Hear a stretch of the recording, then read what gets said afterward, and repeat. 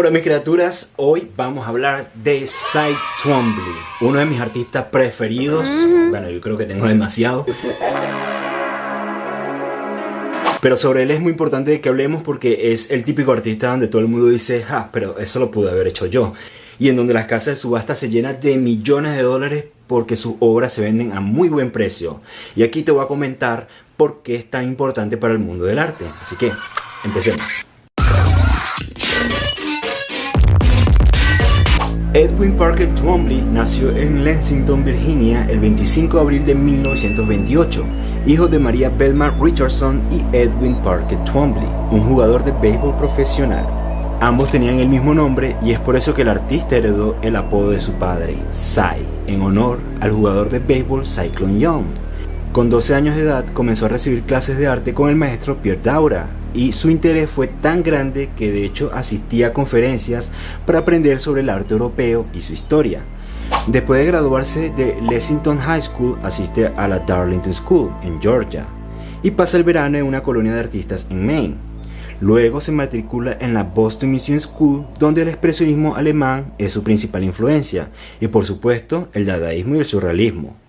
En pocas palabras, dedicó toda su juventud para estudiar muchísimo, de verdad, estudiando en diferentes institutos, tales como el Black Mountain College o el Washington University, en donde su maestra, por cierto, inmediatamente reconoce su talento y lo anima a solicitar una beca en la Art Student League de Nueva York, donde ella había estudiado. Así que a través de esto, el Museo de Bellas Artes de Virginia le otorga una beca de $1,000. $1,000 en aquella época era mucho dinero. Ya en la Art Students League de Nueva York estudió junto con Franz Kline, Robert Motherwell, John Cage y en el segundo semestre conoció al amigo de toda su vida, Robert Rauschenberg. No solo eran amantes, sino que también compartían los mismos intereses intelectuales y objetivos como artista. Estando en Nueva York pueden ver los espectáculos de vanguardia como Jackson Pollock, Mark Rothko, Barney Newman o William de Kooning. También trabajó para el ejército de los Estados Unidos como criptólogo, es decir, descifrando comunicaciones codificadas, en donde llegó a experimentar con la técnica del dibujo automático, creando una metodología para dibujar en la oscuridad. El resultado fueron formas abstractas y curvas que usará para pinturas posteriores. Así que para aquellos simplistas que creen que pueden imitar la obra de Cy Twombly, déjenme decirle que él sí estudió bastante los trazos y los garabatos, hasta encontrar un estilo propio. Así que es muy difícil de que te quede igual. Por ejemplo, yo veo muchos tutoriales en donde dice cómo hacer una obra de Cy Twombly, aprende a hacerlo de esta manera, y la verdad creo que está muy lejos de la realidad.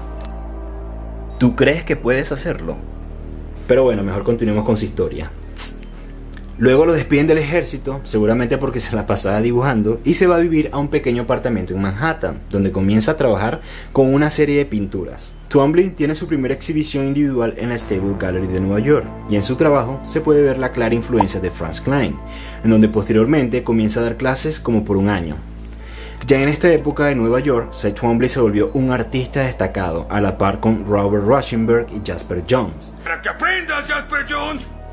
Durante este periodo, sus piezas de garabato sobre lienzo blanco evolucionaron y su trabajo se volvió más simple en forma y tonos monocromáticos, algunas apareciendo en lienzos oscuros con los que parecían líneas blancas en la superficie. Pero a pesar de su éxito, Cy Twombly prefirió evitar esas trampas de ser una celebridad, ¿sabes? Más bien él prefirió de que su obra hablara por sí sola. En 1957, en un viaje a Roma, Cy Twombly conoce a la baronesa Tatiana Franchetti. Se casan en la ciudad de Nueva York 2 años después y pronto se mudaron a Italia, donde nace su hijo Cyrus Alessandro. A partir de aquí, Twombly pasará su tiempo entre Italia y Estados Unidos. Y después de mudarse a Europa, los mitos romanos clásicos comenzaron a influir fuertemente en su trabajo, utilizando con frecuencia la mitología clásica como material de partida, como por ejemplo Leda y el Cisne o el nacimiento de Venus. Y yo sé que me vas a decir, pero Joan, ¿cómo se te ocurre comparar esas obras de arte con esos rayones de niño? Bueno, dame chance y que te explico. También empezó a incluir más color en sus pinturas y su trabajo fue apodado como simbolismo romántico, ya que las pinturas no eran directamente representativas, sino que más bien estaban destinadas a simbolizar el contenido romántico clásico. En otras palabras, su estilo se denomina simbolismo romántico por su interpretación del material clásico en formas y palabras o caligrafía sin palabras. Cy Twombly era un trotamundo por naturaleza. Cada año pareciera que hiciera lo mismo, es decir, trabajar, exponer y visitar ciudades. Trabajar, exponer y visitar ciudades. Trabajar, exponer y visitar ciudades. Sus destinos eran que si Los Ángeles, Miami, México, Grecia, Isla San Martín, Marruecos, no. En 1963, después del asesinato del presidente John Kennedy, Twombly creó una serie de pinturas basadas en la vida del emperador romano Cómodo, que también asesinaron. Lo tituló 9 discursos sobre Cómodo. Las pinturas incluyen violentas salpicaduras de color sobre un fondo de lienzos grises y un año después, cuando se exhibió en Nueva York, los críticos le dieron una pela, es decir, lo destruyeron con sus críticas negativas. Sin embargo, la serie Cómodo ahora se considera uno de los logros más importantes de Cy Twombly. Posteriormente comienza a trabajar en sus famosas pinturas de pizarra, es decir, una especie de escritura tipo garabatos sobre un fondo oscuro que literalmente parece una pizarra.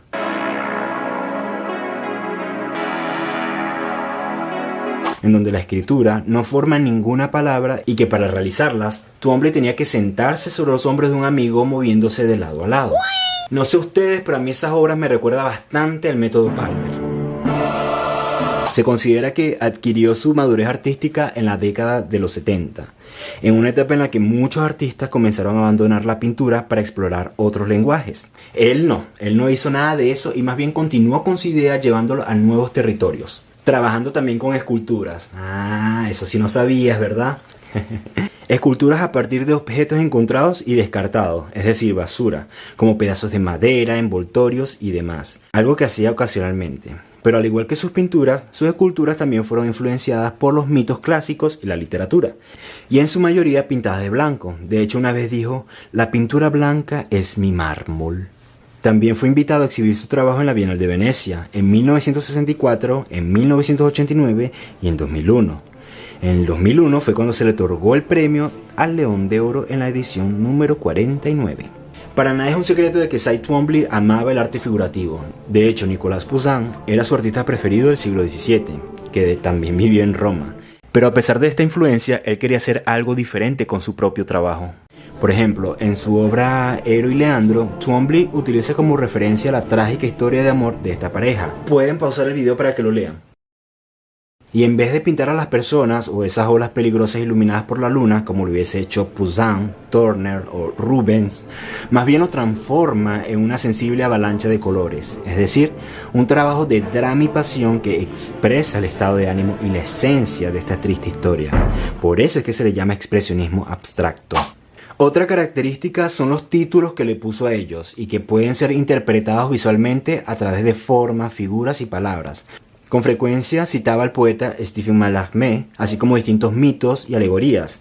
Y a pesar de estas letras torpes y confusas que vemos en obras de otros artistas, en Cy Twombly se ve mucho más elegante y poética. Algunas de hecho parecen cartas de amor escritas con sangre.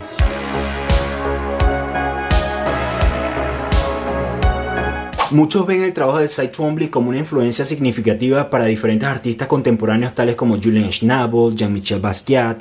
De hecho, cuando Basquiat estaba en Roma, él quería conocer a Cy Twombly. Ahí de repente el galerista lo lleva a su apartamento, pero el representante de Cy Twombly le abre la puerta y le dice, no, fuera de aquí, Cy, fuera de aquí. O sea, largó a Basquiat, lo corrió así como si nada. Qué loco, ¿verdad? O sea, ellos nunca se conocieron. Al final de su carrera, Cy Twombly agregó colores más brillantes a su trabajo y en ocasiones sus piezas fueron representativas, como sus enormes pinturas de flores que podemos ver aquí. El arte clásico japonés influyó en estas obras y algunas incluso están escritos con poesía japonesa.